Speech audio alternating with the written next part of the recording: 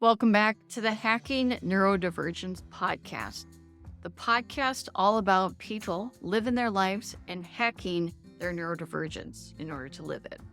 I'm your host, Kelsey Terry, and today is no exception. We connect with my former colleague, Bisola. She's a digital product designer located in Arizona. And so without further ado, here's my conversation with Bisola. Welcome to the show. Thank you for having me. Today, we'll discuss your upbringing, navigating predominantly white work environments as a person of color. And then we're going to talk about the diagnosis gap that exists and your self advocacy when medical providers say there's nothing to be done. We're going to wrap up with a lightning round of questions. How does that sound to you? Sounds good. Perfect. Okay. Let's set the stage. I would love to hear, what was your adolescence like? Take me back to, let's go elementary school. Yeah, elementary school was interesting. So I actually skipped kindergarten. So I did half a Really? year in kindergarten, half a year in first grade, and I didn't really understand why. But I guess I was just super advanced that they were just like, let's just send this 5-year-old into first grade. And I pretty much excelled ever since.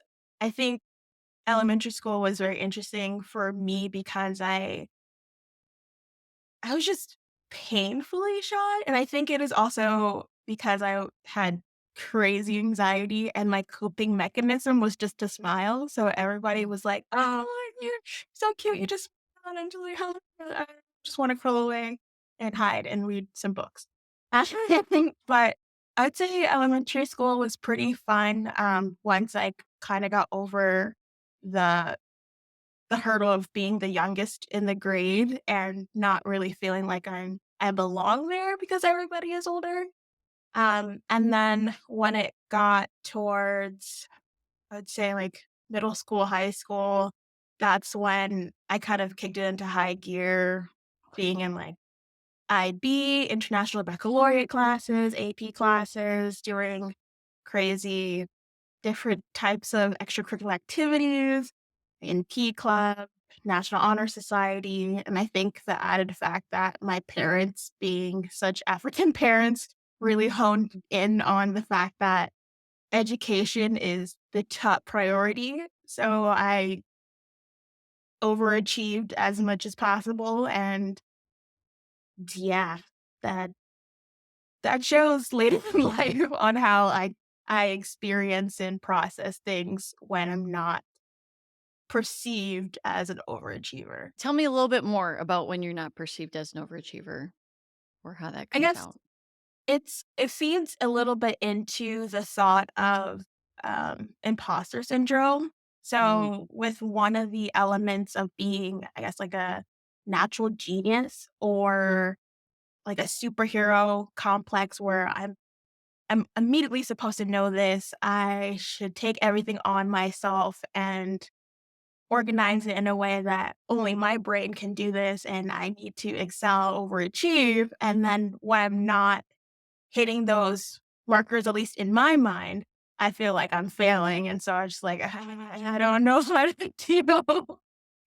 And so that's where those gaps tend to happen. So let's go back to when that was happening. Was it you pushing yourself into those AP classes, or was it your parents like insisting like this is the standard and you must rise to beat it? Tell me about that distinction if it existed at all.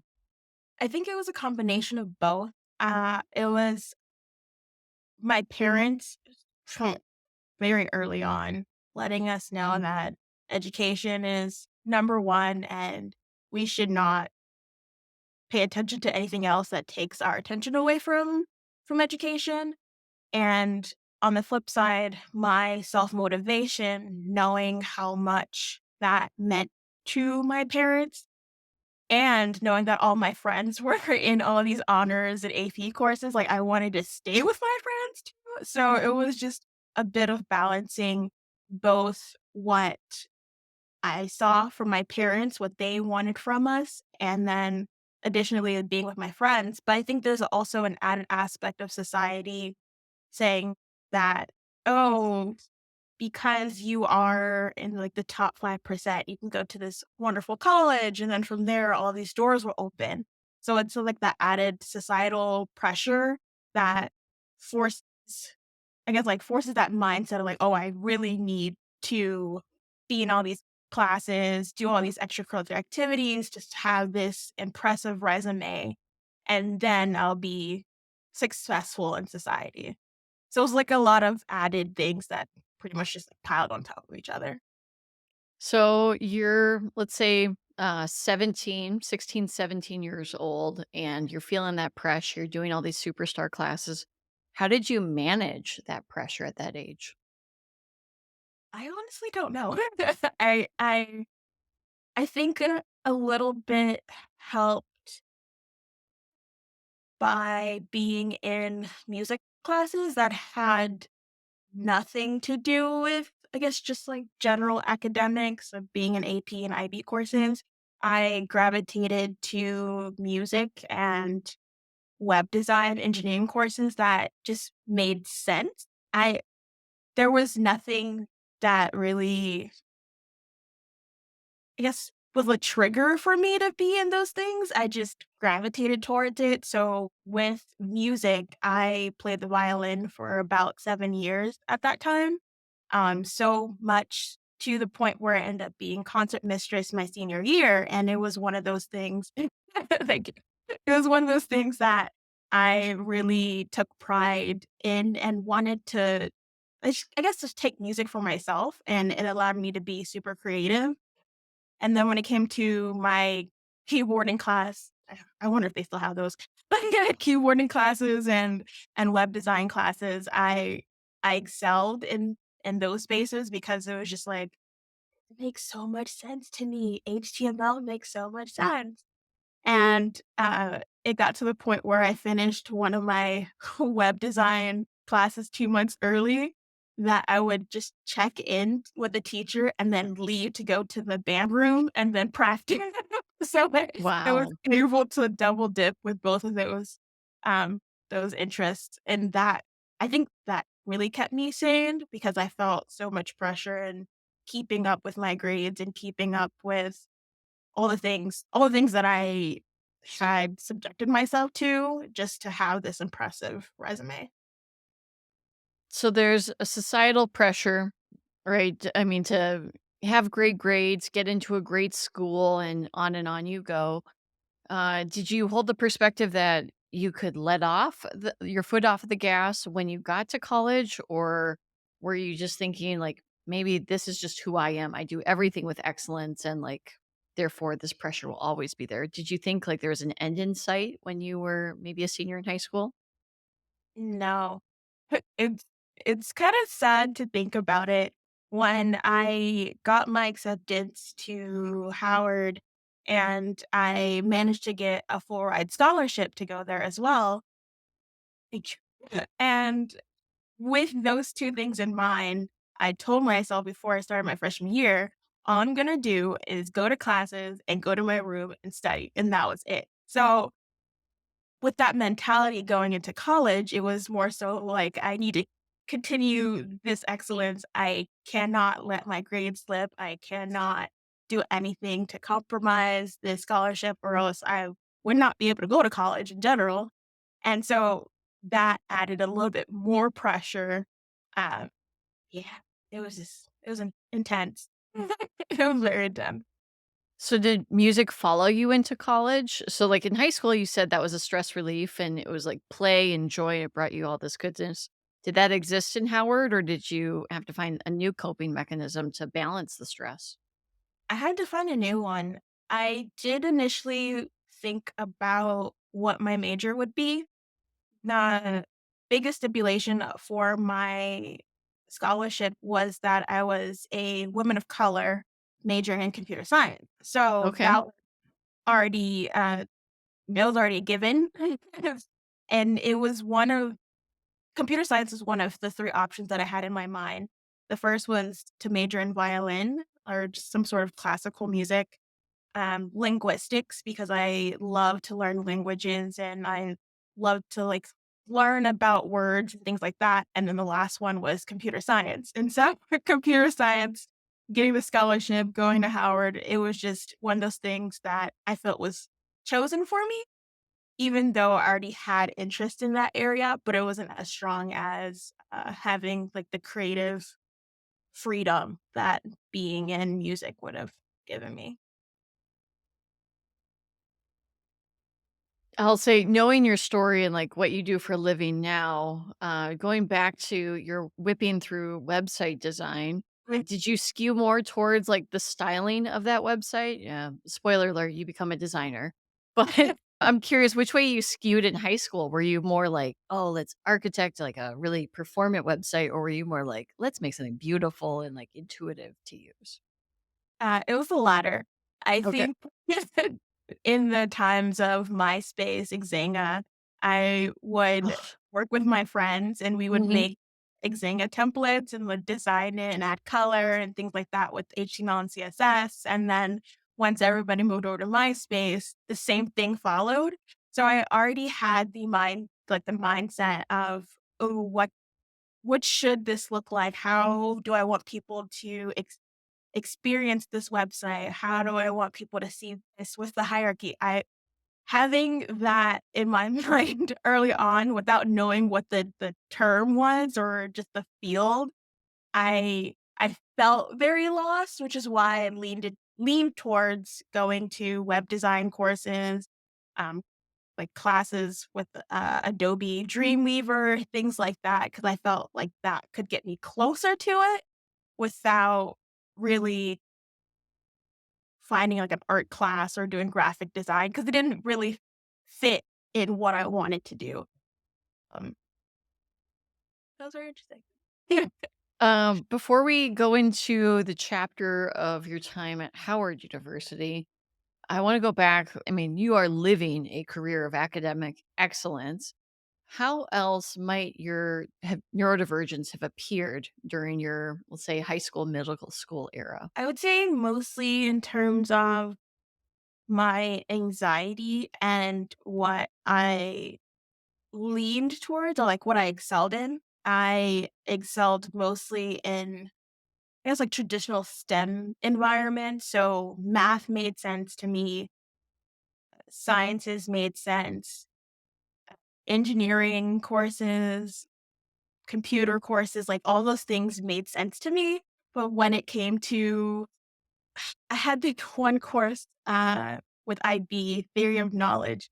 Love the teacher, hated the course because it was like, how do you know what you know that you think you know? It was just like a lot of philosophical stuff, and my brain just could not handle it. And the fact that I managed to slip by with like a B or a C. I think he felt so bad for me because I just could not deal. I think it presented itself in the classes that I was able to excel at, but then ultimately I I end up being in that as my career. So it worked out in the end. But in high school, it was just like I need to balance all these things. I can't get a C in this class if I want to keep my grades up or be in the top 10%. Okay, so we're gonna fast forward to Howard. You earn a full ride scholarship with a great academics, and you're a woman in STEM pursuing STEM. What was your college experience like? You're out of the house, but within the region of where you grew up. Mhm. Talk to me about your college experience. Yeah. So Howard is roughly 45 minutes to an hour outside of where I grew up in Maryland. So I wasn't far by any means. And it was actually the closest college that I had applied to as well. And I think the added fact that one of my older sisters, she is an alumna from Howard as well. So I already somewhat experienced Howard and knew about the legacy and knew about just the cultural importance over the years. But being able to experience it myself it was very different. Um, and like I mentioned earlier, coming into the mindset of oh, I need to go to class and go to my go to my room, and that's it. Starting with that as a freshman, I realized how isolating that was, and I think that was the first time I truly understood and experienced depression. And with that, I realized I should socialize more. I should find friends. And that's where I was able to slowly find a community with people inside my major, people who also loved similar subjects that I did.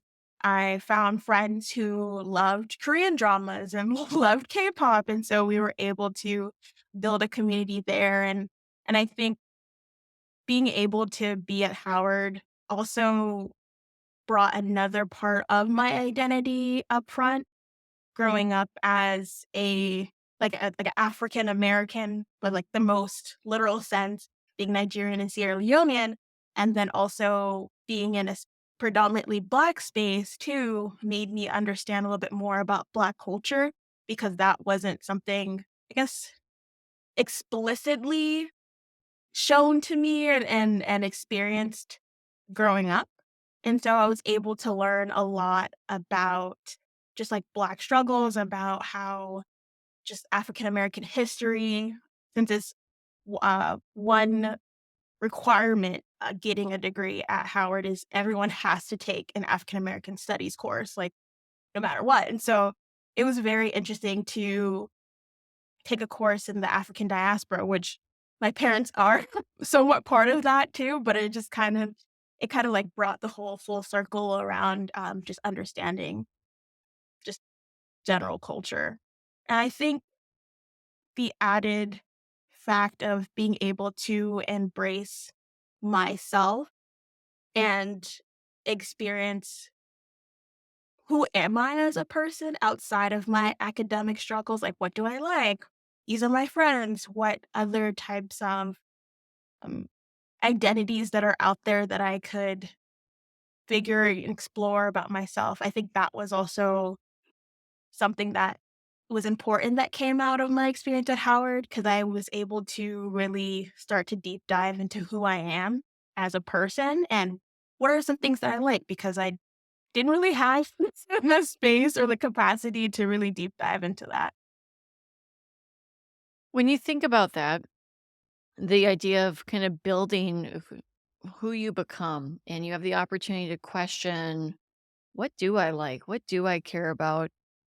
What advice might you give to someone who wants to go through that process, or maybe they're in that process right now? What would you say to your younger self? Ooh, I would say try to be as open as possible, even if it's something that you don't think you might like. You might have a preconceived notion about something, but then being able to safely experience it or being able to experience it with someone that you trust could possibly bring more value to your life. And I would say also try to open every door that you can because you never know what you're going to find. So, yeah. Yeah, I think that's great wisdom. Um, I didn't experience that until I left my home of 30 some years in Minnesota, and it really caused me to interrogate my own beliefs of like, do I actually like X? Do Hmm. I want to do Y? And just dismantling kind of like what I thought were some of those preconceived notions. So glad to hear that you were doing that in college in that safe environment where you were checking out different doors to see like what do I actually care about in this, post badass high school or high school experience that you had. Okay. So let's see. I'm just taking a look at my notes. So you are pursuing a degree in engineering, and right, that's a contingency of that scholarship that you had earned. Were you enjoying it, or like what was your engagement level with the engineering discipline, let's say midway through your college years? I would say my second and third years of college were the hardest. It was a combination of the courses that were required of those years. It was more of back end related, like machine, like old time machine, like COBOL, deep, like just like nitty gritty back end stuff that I did not care about. And I remember it was also one of my worst depression bouts as well, where I just basically began to disassociate within my classes. And I remember sitting in my computer organization class and just typing fan fiction, which was just the randomest thing. But I felt like I needed to go to it's like my happy space, or just like a space that I felt more comfortable in this uncomfortable world and space, being in computer science, still not knowing if this is a right field for me, even though I love computers. I love um, web design. I love interacting and creating experiences for users. The courses that I had taken at that point, I wasn't sure if it really aligned to what I wanted to do.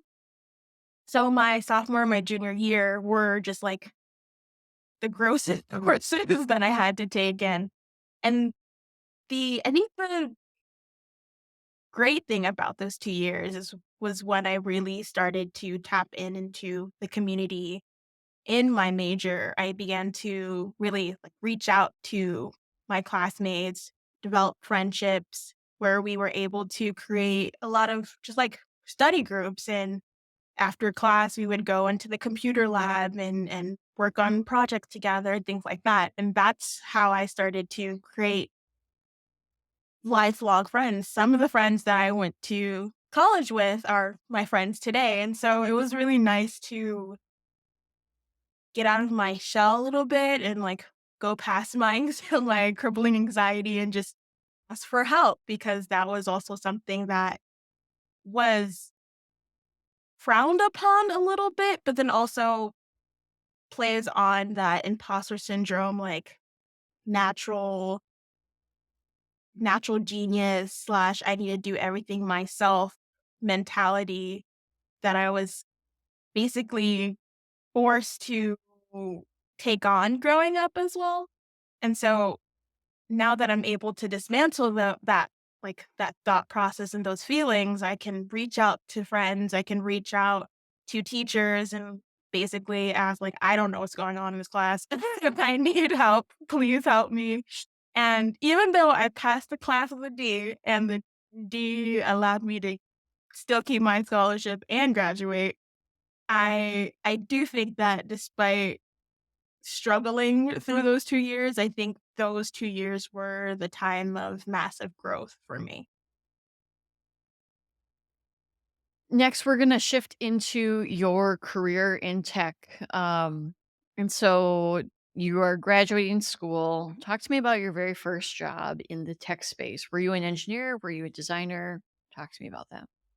Yeah, so I got a job as a software engineer a couple months after I graduated, and that role made me move to Arizona, where I am today. And through the first 2 months, they take you through Java development training. Like, mentally speaking, I was just like, "Oh my goodness, I have a job. I'm a software engineer." But then on the flip side, I'm like, "I don't I don't really like this. I don't really identify with this. This is more back end versus the front end, designing experiences, things like that." Um So I would say like 5, 6 months in, I decided to leave and switch to another role. And that other role, I ended up being a web developer, a contract web developer. And through there, I was more front end developer, which was got me a little bit more closer to what I wanted to be. And I remember asking that team, when can I work on design, or how can I learn more about the design? And they're like, oh yeah, the design team's like somewhere over there. We don't really talk to them. And that kind of made me sad because I wasn't able to learn more. learn more in the area that I wanted to grow, but it did feel nice to get more industry knowledge and experience being a web developer. And then it wasn't until I transitioned into a consultant, and from there, I really was given the opportunity to grow as a UX professional, learn the foundations about UX, learn more about how to ask the right questions, how to break down complex problems and form it in a way that we can identify the right solutions and then create some sort of design and implementation. And so through my consulting journey, I moved from a web developer to a design technologist, someone who straddles both design and engineering, to a UX designer and then a product designer. So I kind of like slowly moved over to the the creative dark side over time because it just aligned a lot more to what I wanted to do and being able to advocate for users and learn about users' journeys. And for those that are not familiar with product design, how would you describe it to someone that might be less familiar with the tech space? Okay. So when it comes to product design, I'll take a step back and talk about what user experience is about. So, a user experience is like how people think and interact with, in this case, design digital spaces. So, how you interact with an app, how do you navigate through the screens in order to get your task done to get from point A to point B? And how does that reflect on your psyche? How does reflect on your behaviors, your patterns, things like that. And then with user experience, you're focusing mostly on the user themselves, so someone who is interacting with it. But then when it comes to product design, you're thinking more about not only about the user and how they interact with the service, but also where is the business impact and how does that reflect on all the work that you're doing as well. So there's like an added layer on top of UX, and it's really validating as a product designer to see how big the impact of your work and how far it can go. Because not only am I designing this experience for, say, a couple million people, but then it's just like, okay, at the end of the day, this is can be correlated to this amount of revenue or these different key metrics that we're tracking and how people respond to our like contact list and like, oh, I don't like this experience. When members write in and like, I wish you could fix this, like, okay, we're listening and so forth and so forth. So product design is basically a UX designer with business and a little bit more, and then it's Which one do you like more?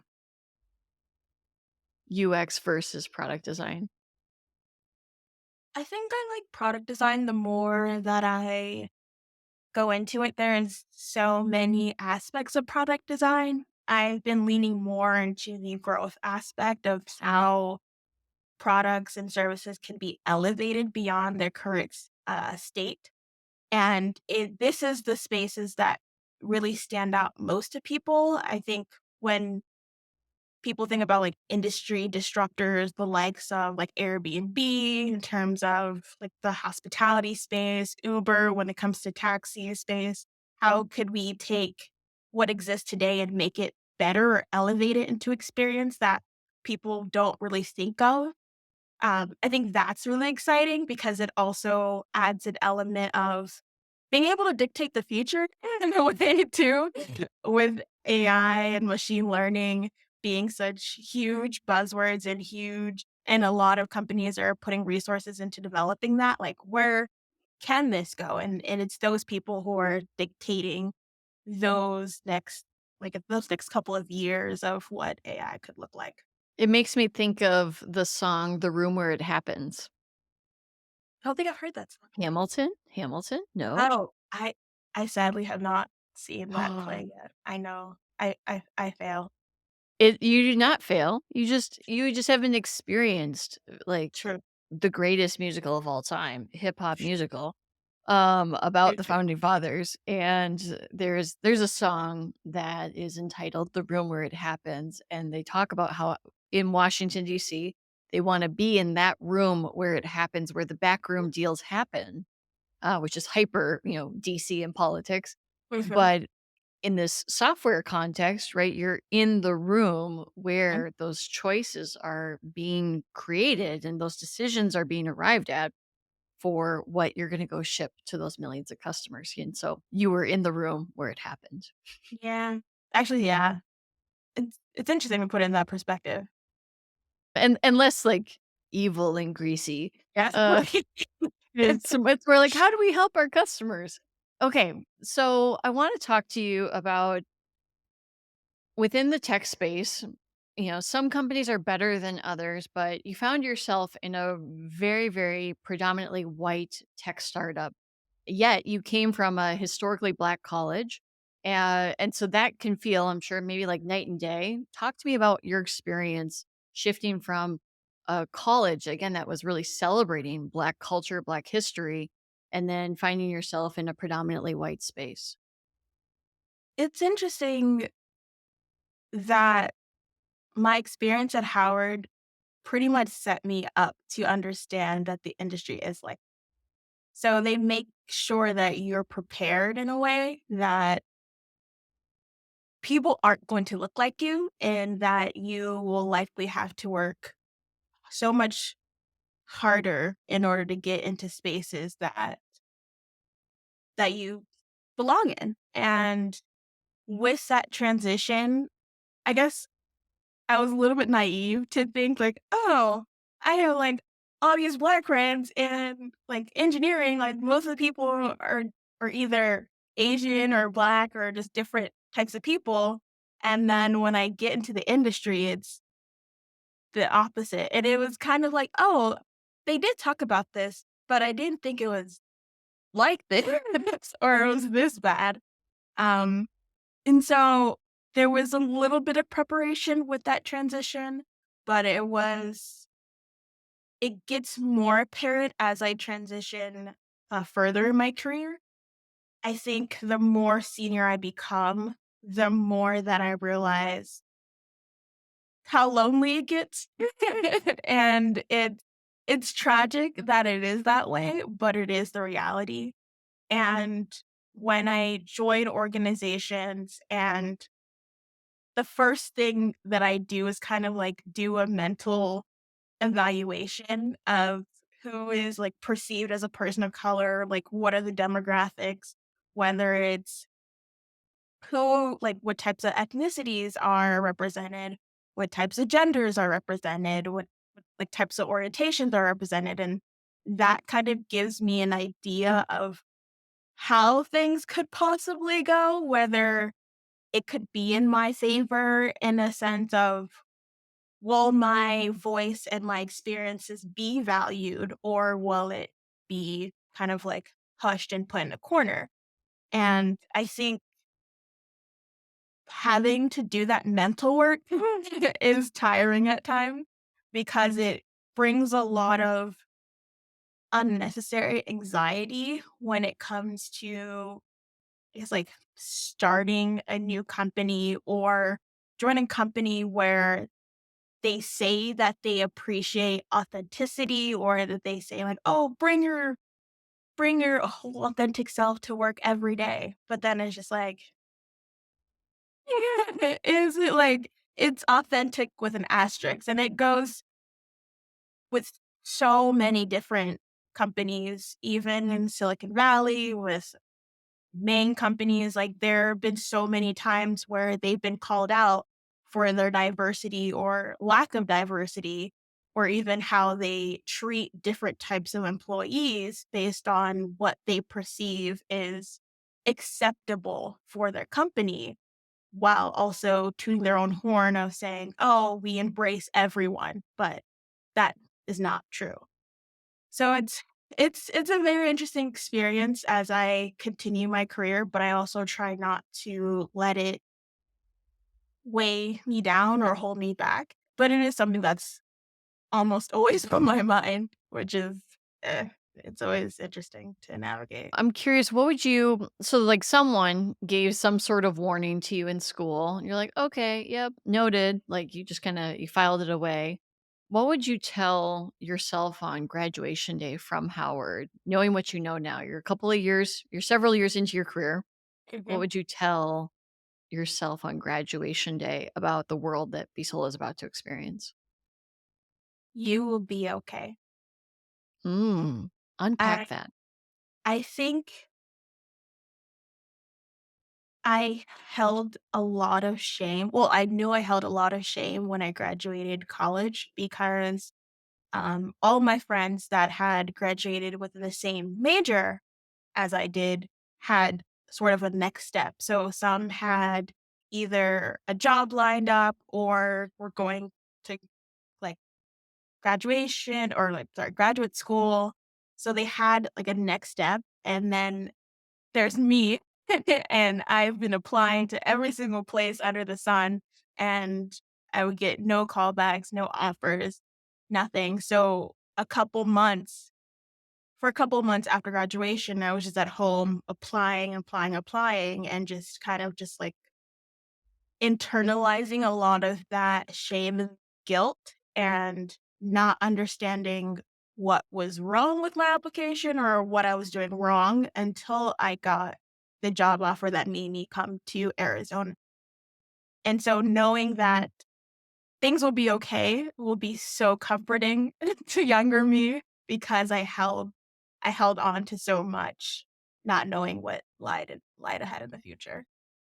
Was there ever a time in your career where you experienced maybe a setback in your career because of the way your neurodivergent mind works? Yes. I would definitely there's a couple examples that bring up, but one that definitely shines the most is I need structure. I need in order to fully understand something, I need kind of like the dossier on why does this exist? How are we doing this? What are the expectations? Like I need clear, concrete structure, directions. And there's been situations where I would express that I need that, but I couldn't get it, or it would just be mulled over as I get it, but it's the way it is. So you're just gonna have to deal. And trying to navigate those waters without getting those tools that I need to set me up for success has definitely made me suffer in some areas. And then I think also additionally, people talk about like playing the politics game with companies like like rubbing elbows and you gotta play into like the whole girls clubs and things like that. Like I can't. I I can't pretend. I can't I don't know how to play the game, play the politics. I feel like at times that has hurt me in the past because I'm very much like a diligent worker bee. Like once you give me a task, I will complete it to the end. I will do what I need to do, make sure I dot my I's, cross my T's, and then give me the next task. But when it comes to not getting structure and then also having to play the politics game, I'm just lost slash forgotten because I'm just doing what I need to do in this tiny little corner. So I've definitely have hurt me in the past when it comes to navigating like professional life and workspaces, especially when it comes to just being neurodivergent. And I'm still trying to figure out how to unpack that really, or what tools I could take on to navigate those waters. So, Well, to unpack your neurodivergence, I'm curious, is there a flavor of that neurodiversity that does exist that you're like, I think I'm with this people group? Like within the pool of neurodivergence, what What part of the pool do you identify with most? Do you think I am on the autism spectrum as well as I do suffer from anxiety and depression? But I think mostly identifying with autism really strikes a chord with me because thinking about my childhood, there were just so many moments where I would either have problems with like eye contact. I would have to practice with eye contact or I would mimic people's behavior or just gestures. Um, there was like a period of time where I would just eat kicks every morning, every single day, like clockwork. And I just, I couldn't diverge from it because it just ruined the whole day. Or situations where till this day, I suffer with trash on the floor, like just trash when I'm outside the house and I cannot deal with trash on the floor. Like I mentally shut down and it feels like my skin is crawling, things are crawling on my skin and I yeah. And I'm like, that's not normal, but I'll just keep it in and not really say much about it. So there's like little things that have come up over the years that I'm just like, there's this leans towards the autism spectrum. I'm curious with regards to the trash on the floor, is it hard for you to pick it up or like so do you have like a super meticulous apartment or is it like, "Ooh, this is messy because the trash can be overwhelming?" Which way do you go? It it's very specific. So the first time I realized it was an issue for me is being in other people's cars with trash on the floor. Yes, yes, okay, mhm. So if there's trash on the floor and um, I can't like pick it up, or I guess it'd be like rude to pick it up and be like, "Oh, here's your trash on the floor. Do you want me to put it in a bag for you in the back seat?" You Like heathen. without passing any type of judgment. I would Sure. just what helps is I love being barefoot, so I would like slide a piece of my foot out of my shoe and then it'll calm me down. It doesn't make sense, That's fine. but Mhm. it just provides some sort of comfort. And I think the worst time that I experienced it was on a road trip to San Antonio from Arizona. We stopped at a Texas Roadhouse. It was it was me, my fiancé, his mom, his brother, and his stepdad, and they're excited to go to Texas Roadhouse. I don't eat red meat or pork, so I was just like, "I hope there's options for me." And then it's the end of the night, we walk in, it's just very crowded, noisy, there's just trash, so much trash under the table. I Mm. could not concentrate on eating. I was just so uncomfortable. I I just wanted to leave. Like I disassociated, went to my happy place, and then came back anytime someone tried to refer to me in the conversation, but it was severely painful. I wanna loop back to, like, when you said you went to your happy place in, like, the 2 and 300 level engineering classes, you said you wrote Mhm. fanfic. What kind of fanfic what are you a fan that you write fiction for? So back then, it was a lot of just, like, random K-pop, Sure. uh, fiction, and I also realized that I go through intense obsession phases as well. So that college was my intense K-pop, just drama obsession. Before that, it was just Bollywood and Indian entertainment. Um, and then so much so that I wrote my senior paper on the motifs and themes of love and marriage of Bollywood from the decades of 1970s all the way to 1990s. And I watched like a hundred, like like 60 to 100 films. for that. Yeah, it was a lot. And I think now it's in the realm of, let's say, more book fandom. So Harry Potter is a huge one. Lately I've been getting into the Pyrian fandom, which is the Fourth Wing, Iron Flame, Rebecca Yarros fantasy novels. And yeah, I'm a huge Potter fan. And I'm slowly getting into being a Disney adult as well. So Heck yeah. there's just a lot of intense loves, which make no sense, but it makes sense to me. One last question I have for you on the career front is what advice would you offer to hiring managers or just, people managers wanting to support and come alongside their neurodivergent employees? Care.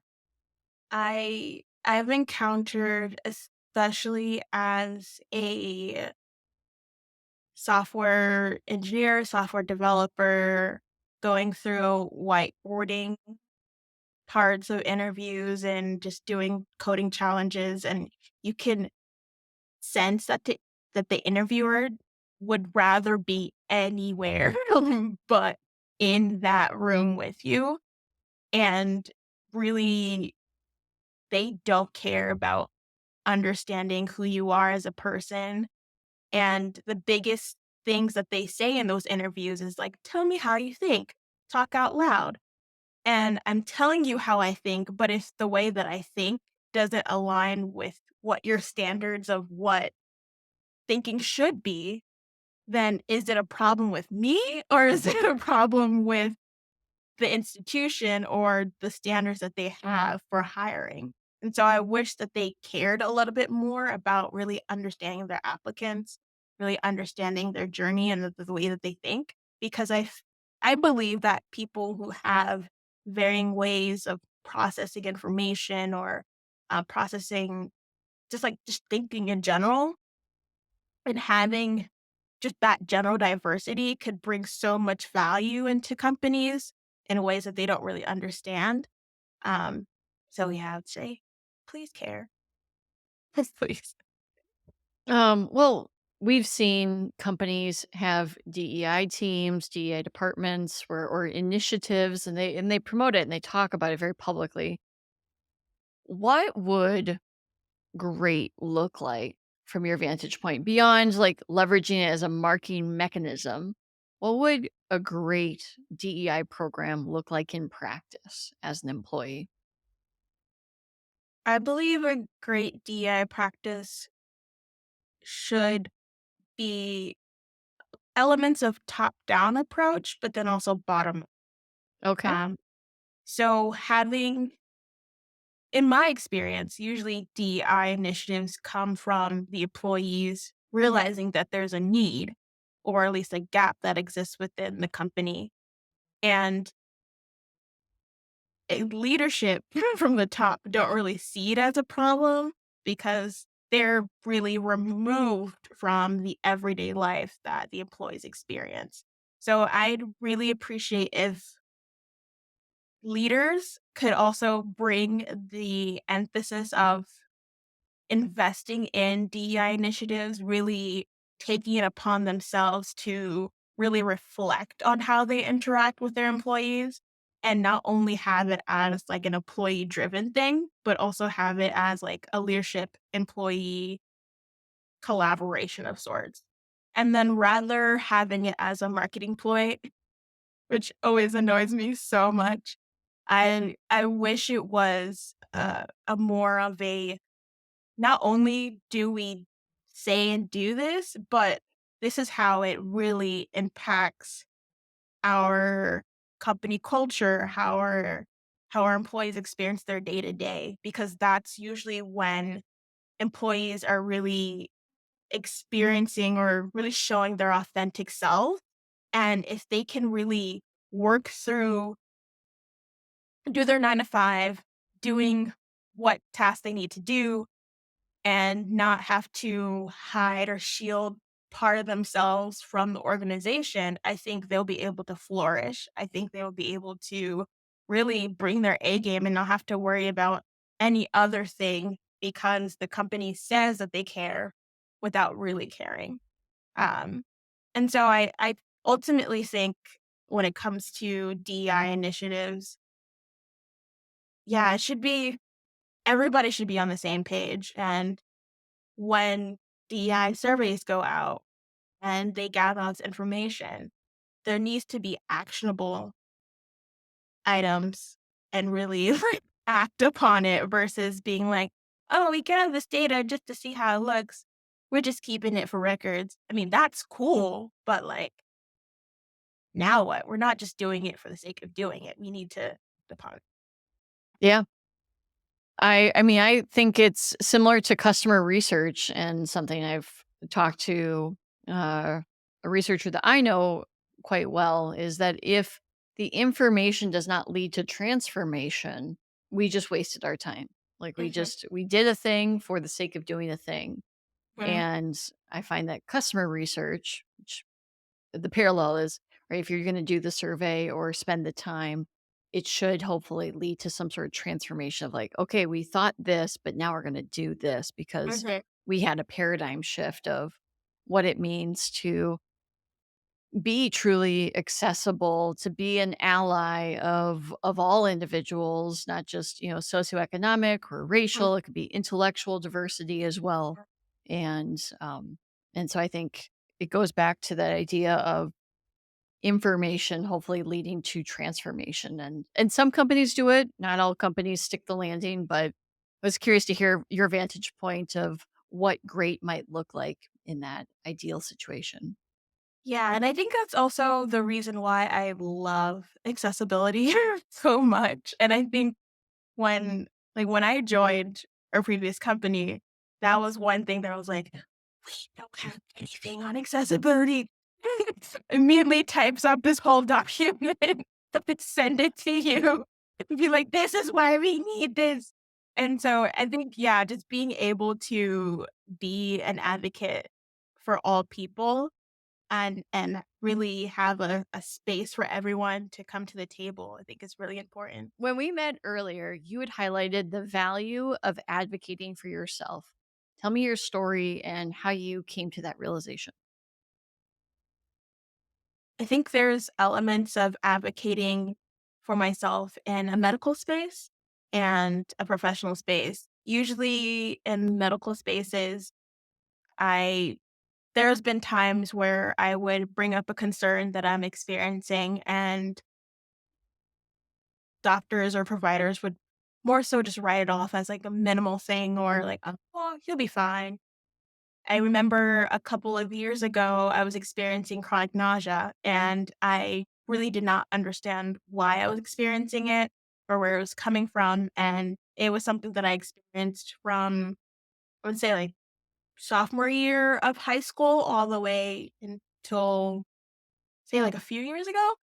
And when I moved to Arizona, I immediately thought I should go see a specialist. I should really figure things out. Went to a specialist, and they're like, this is not funny, but they were like, "Oh, we'll take you through this whole procedure. You'll be knocked out. We'll take a biopsy on your stomach, things like that." And then they do that, and they're like, "Nothing's wrong. Here's some nausea pills. High five."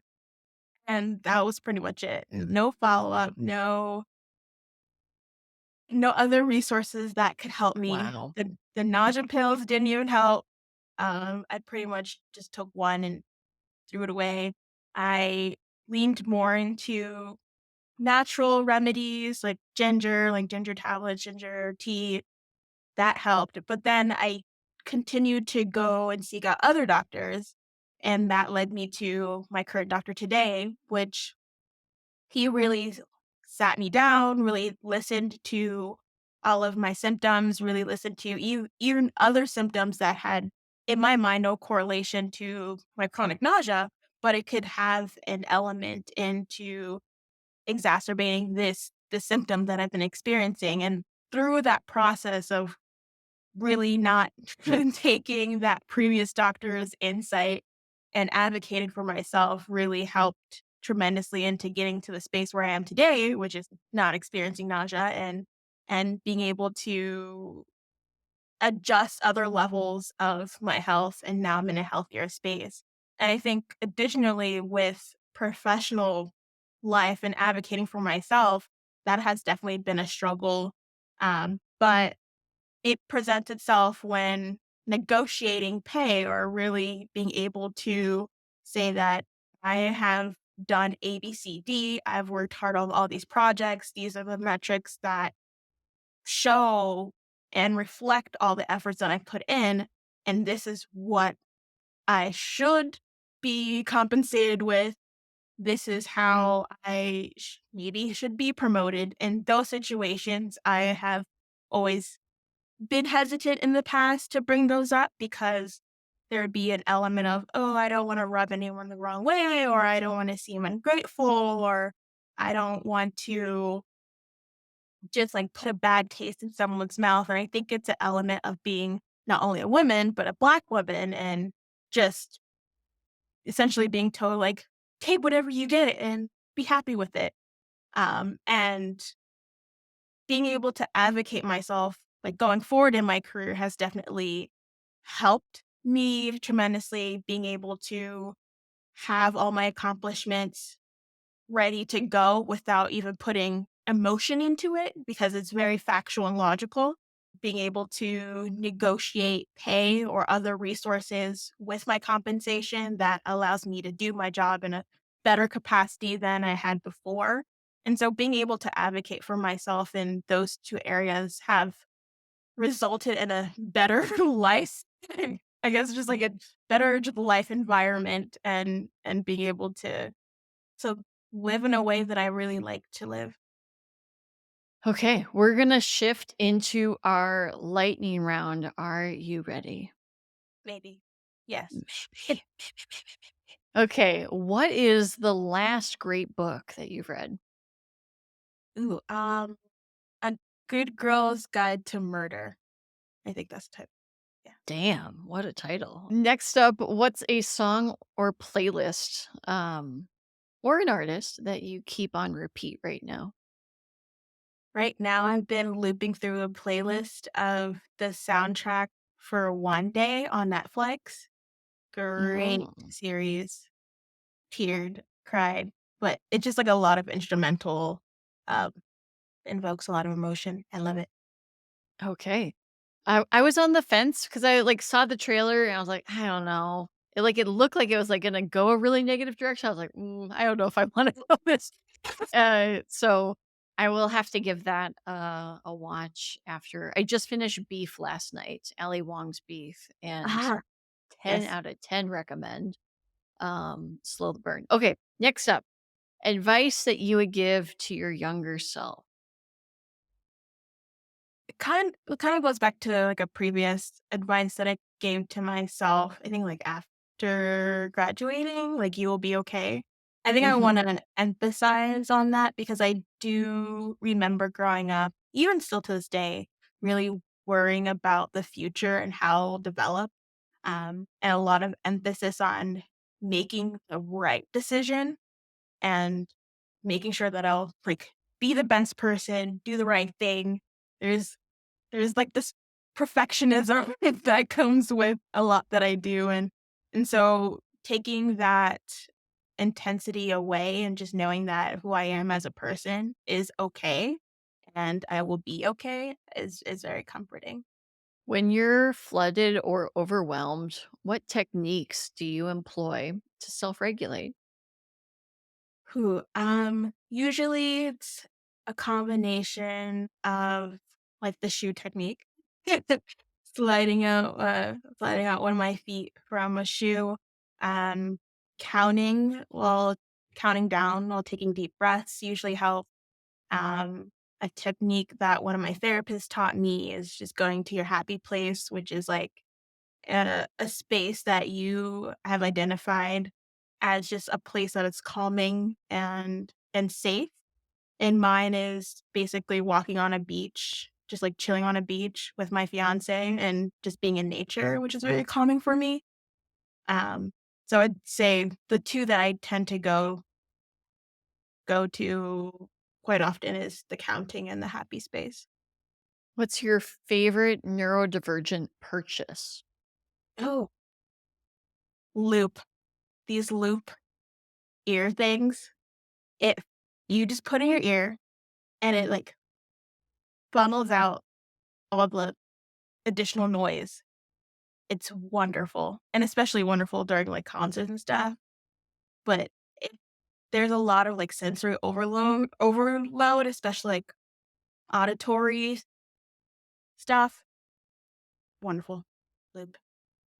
I'm curious, what model of loop do you have? There's like 5, and I have analysis paralysis, and so I haven't bought them yet. I am hoping that one day they sponsor this podcast. Loop, if you're So the listening. whatever these are, I don't know. They're just Okay. regular black ones. Okay. Good to know. I think you're like the 3rd or the 4th person that has said that for their favorite neurodivergent purchase. So there's definitely a trend there. Next up, what's the best advice that you've received from someone else? One that comes to mind is it's your life, live it well. And that's um, a piece of advice that one of my sisters gave me when I moved to Arizona by myself.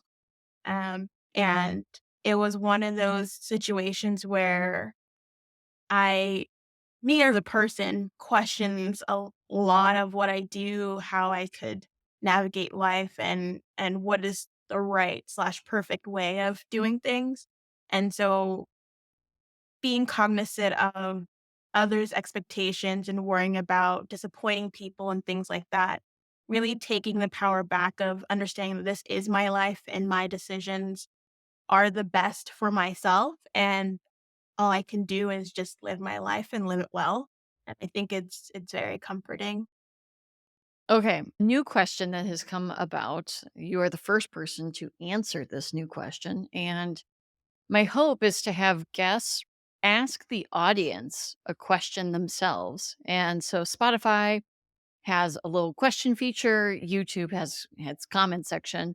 Mhm. What is a question that you might offer as a reflection prompt or an answer you want to hear from the audience? Maybe you have a poll that you would like to ask this neurodivergent group and hear their answers. What might your question for either reflection or, again, gathering insights from other badasses like yourself?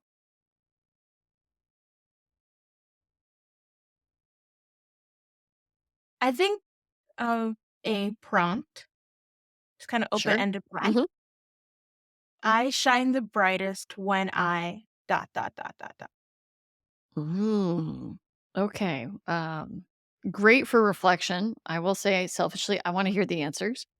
And last and final question, any parting words or advice for the audience that's listening to this, hearing your story today? I would say continue being yourself, trust your gut, and always advocate for yourself, whether or not you feel like someone's listening or not listening to you. But at the end of the day, you got yourself, and the more that you advocate for yourself, somebody is going to be willing to listen and then advocate with you. I love that. If this episode was helpful or encouraging, consider sharing it with a friend. That's the best way to support this podcast. And if you listening to this, or if you have a loved one that you think would be a great guest, I would love to hear from them. I would love to connect with them and get to know their story. So there's going to be a link in the show notes below.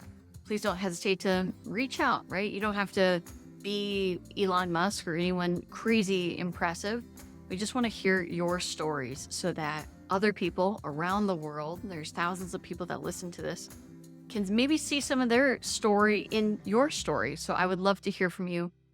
And with that, we'll talk to you next week.